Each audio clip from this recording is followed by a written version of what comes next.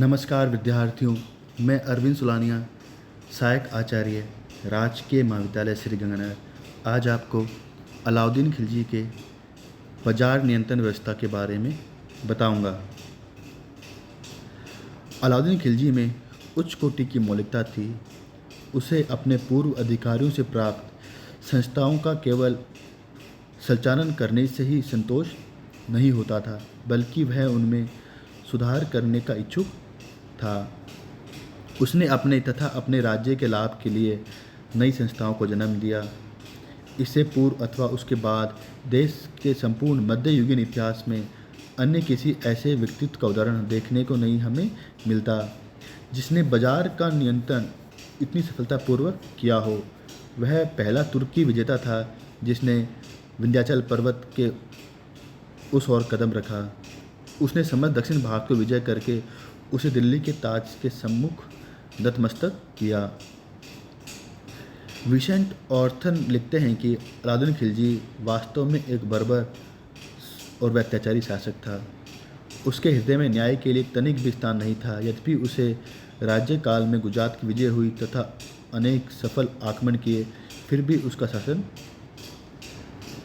लज्जापूर्वक था, ऐसा विसेंट ऑर्थन स्मिथ का मानना है। अब हम बात करते हैं कि अलाउद्दीन खिलजी ने बाजार नियंत्रण व्यवस्था लागू क्यों की। क्या कारण थे कि उसे इस प्रकार के कठोर नियम बनाने पड़े। अलाउद्दीन खिलजी के लिए लगातार विजयों और मंगोलों के उत्तर पश्चिम में होने वाले आक्रमणों से अपने साम्राज्य की रक्षा करने के लिए एक विशाल सेना रखना आवश्यक था।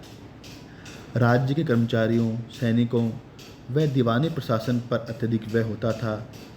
फरिश्ता के अनुसार अलाउद्दीन खिलजी की सेना में 4,75,000 सुसज्जित वर्दीधारी घुड़सवार थे तथा 50,000 दास, जिन पर भी बहुत अधिक धन खर्च होता था। खर्चा इतना अधिक था कि उपज पर 50% कर लगाकर, विभिन्न प्रकार के अन्य कर लगाकर और सोने चांदी के पेय पात्रों को सिक्कों में परिवर्तित करके भी राज्य की आवश्यकताएं पूरी नहीं हो पाती थी। एक हिसाब लगाया गया कि यदि सुल्तान सामान्य वेतन पर विशाल सेना में सैनिक भर्ती करे तो समस्त राजकोष 5 या 6 वर्ष में खाली हो जाएगा। इसलिए अलाउद्दीन खिलजी को अपनी शक्तिशाली सेना का व्यय घटाने का उपाय सोचने पर बाध्य होना पड़ा। इस उद्देश्य को पूरा करने के लिए उसने अनाज, कपड़े तथा जीवन की अन्य आवश्यक वस्तुओं का मूल्य घटाकर उन्हें इतना अधिक सस्ता कर दिया कि एक सैनिक नाम मात्र के वेतन में आराम से अपना जीवन निर्वाह कर सकता है। बाजार नियंत्रण व्यवस्था का दूसरा कारण यह था कि दक्षिण भारत से प्राप्त धन के अपव्ययतापूर्ण वितरण से मुद्रा का मूल्य गिर गया था और चीज़ों की कीमत बहुत अधिक बढ़ गई थी। अतः विशाल सेना के रखरखाव व मुद्रा प्रसार रोकने के लिए अलाउद्दीन खिलजी आर्थिक सुधार लागू किए, जिसका विस्तृत वर्णन जियाउद्दीन बर्नी ने अपनी पुस्तक तारीख़ फ़िरोज़शाही में किया है। बर्नी ने अलाउद्दीन खिलजी के बाजार नियंत्रण का उद्देश्य राजकोष पर अतिरिक्त बोझ डाले बिना सैनिक आवश्यकताओं को पूरा करना बताया है। इसके अलावा अमीर खुसरो ने खजाइन उल फुतूह व इसामी की फुतूह सलातीन तथा इब्न बतूता की रहेला नामक ग्रंथों से भी हमें इस बारे में जानकारी प्राप्त होती है। अमीर खुसरो के अनुसार अलाउद्दीन खिलजी की बाजार नियंत्रण नीति का उद्देश्य आम प्रजा को राहत पहुंचाना था। लेकिन प्रश्न यह उठता है कि मूल्य नियंत्रण की व्यवस्था केवल दिल्ली में लागू की गई या पूरी सल्तनत में। मोरलैंड का विचार था कि भाव नियंत्रण के विषय में दिल्ली को शेष साम्राज्य से अलग कर दिया गया था। उसके अनुसार सारे देश में भाव घटने का कोई प्रयत्न नहीं किया गया। प्रयास केवल दिल्ली तक ही सीमित रखे गए, जहां सेना केंद्रित थी। डॉक्टर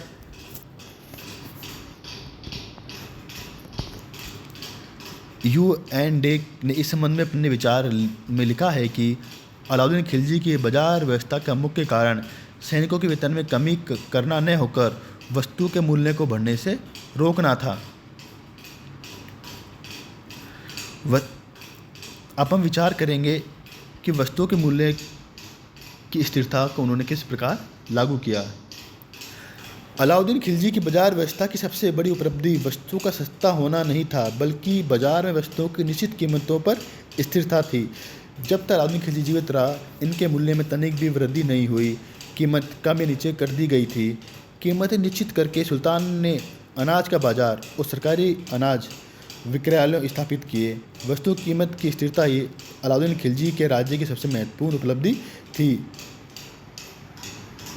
अनाज मंडी, जिसे गल्ला बाजार भी कहा जाता था, इस बाजार में विभिन्न प्रकार के अनाज राज्य द्वारा तय किए गए मूल्यों पर ही बेचे जा सकते थे। इस बाजार का प्रमुख सहना ए मंडी होता था। इस बाजार में वे व्यापारी अनाज बेचते थे जो सहना ए मंडी के दफ्तर में नामांकित होते थे, यानी जिनका नाम उस मंडी में लिखा गया हो। इस बाजार में अनाजों की आपूर्ति सुलभ कराने के लिए अलाउद्दीन खिलजी नकद की बजाय भू राजस्व में अनाज के रूप में वसूल करता और बाजारों को गांवों से इन मंडियों तक अनाज लाने के लिए अधिकृत किया। अलाउद्दीन खिलजी के समय सहना ए मंडी के पद पर मलिक काबुल स्थापित था। कपड़ा बाजार, जिसे सराय अदल भी कहा जाता है, इस बाजार में विभिन्न प्रकार के कपड़ों के अलावा जड़ी बूटी, घी, तेल आदि वस्तुएं भी बेची जाती थी। इसका प्रमुख राय परवाना कहलाता था। इस बाजार में कुछ विशेष प्रकार के वस्त्रों को बेचा भी जाता था, जैसे तरबेज, तस्बीही, सुनहरी जरी, सिलहटी, शीरी ए बाफ्ता, कमरबाद। इन बाजार में अलाउद्दीन खिलजी ने मुल्तान के रेशमी कपड़े के व्यापारियों को कम कीमत पर रेशमी वस्त्र बेचने के लिए 20 लाख टके की आर्थिक सहायता भी प्रदान की। घोड़ों, गुलामों और पशुओं का बाजार, इस बाजार में अलग अलग किस्म के घोड़े, पशुओं तथा गुलामों की दर निश्चित कर दी गई और बिचौलियों को बाजार से हटाने का प्रयास किया गया, क्योंकि इनके कारण वस्तु के मूल्य में काफ़ी उतार चढ़ाव हो जाता था। लेकिन इसमें अलाउद्दीन खिलजी पूर्णतः सफल नहीं हुआ।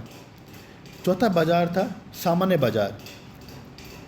यहाँ पर छोटी छोटी चीज़ें जैसे मिठाई, सब्जी, टोपी, मोजा, चप्पल, कंघी आदि बांटी जाती थी और बेची जाती थी।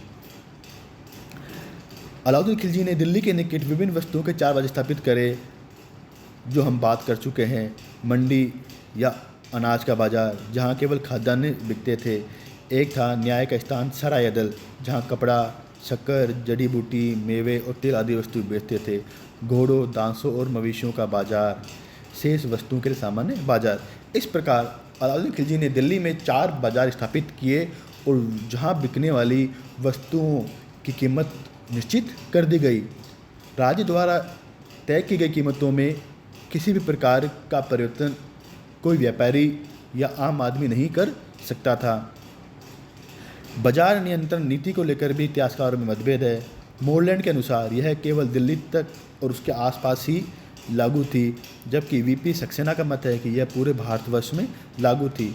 निष्कर्ष रूप में हम ये मान सकते हैं कि अलाउद्दीन खिलजी ने बाजार नियंत्रण नीति को संपूर्ण भारत में लागू करने का प्रयास किया होगा, परंतु उसे सफलता केवल दिल्ली और उसके आसपास के क्षेत्रों में ही मिली होगी। बाजार की उसने एक कुशल प्रशासनिक व्यवस्था लागू करी। दीवान ए रियासत यह आर्थिक अधीक्षक होता था। साहना है मंडी यह बाजार अधीक्षक कहलाता था। वरीद और मुनिहार ये गुप्तचर थे। नाजिर मापतोल का अधिकारी था। परवाना नवीस परमिट अधिकारी था। मुहसिब सेंसर का अधिकारी, आचरण पर नजर रखने वाला अधिकारी था। इस प्रकार सुल्तान ने बाजारों की कुशल प्रशासनिक व्यवस्था लागू की ताकि बाजार पर प्रशासन का पूर्ण शिकंजा रहे और बाजार राज्य के द्वारा तय की कीमतों पर ही वस्तुओं का आदान प्रदान करे। जियाउद्दीन बर्नी के अनुसार शासन द्वारा स्वीकृत मूल्य सूची दीवान ए रियासत को दे दी जाती थी। दीवान ए रियासत या दिल्ली के बाजारों के महानिरीक्षण ने विभिन्न वस्तुओं के विभिन्न बाजारों के सेना नियुक्त किए गए। प्रत्येक सेना को उसके बाजार के लिए दरों की सूची मिलती और वे उन्हें लागू करते।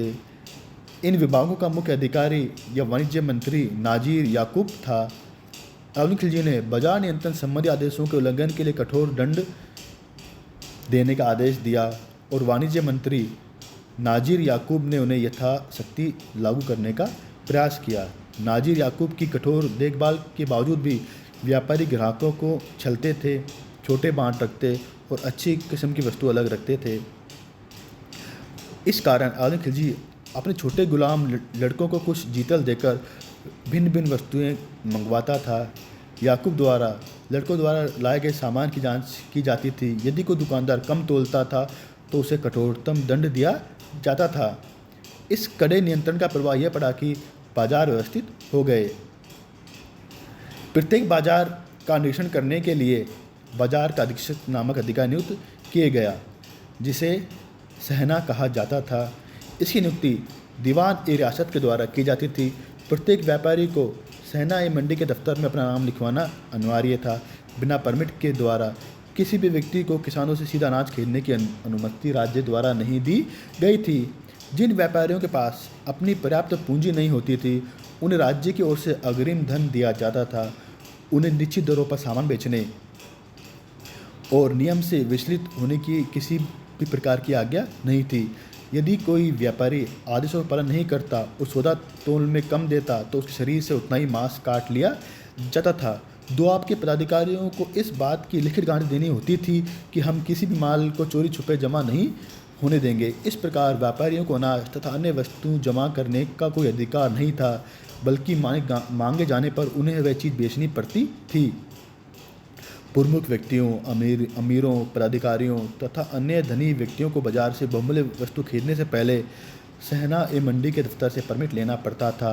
सेना का कार्य बाजार में व्यवस्था देखना था। अलाउद्दीन खिलजी ने मलिक कबूल को बाजार का अधीक्षक नियुक्त किया। अधीक्षक के साथ वरीद नामक कर्मचारी रहता था, जो तराजू, बाँट, तोल व वस्तु की गुणवत्ता की जाँच करता था। सहना प्रतिवर्ष सुल्तान को अपनी बाजार की रिपोर्ट देता था। बाजार में गुप्तचर भी थे, जिन्हें मुनीहान कहा जाता था। वे अपनी रिपोर्ट सुल्तान को देते थे। हम अपने अगले अध्ययन में इसी पर विस्तृत चर्चा करेंगे। धन्यवाद।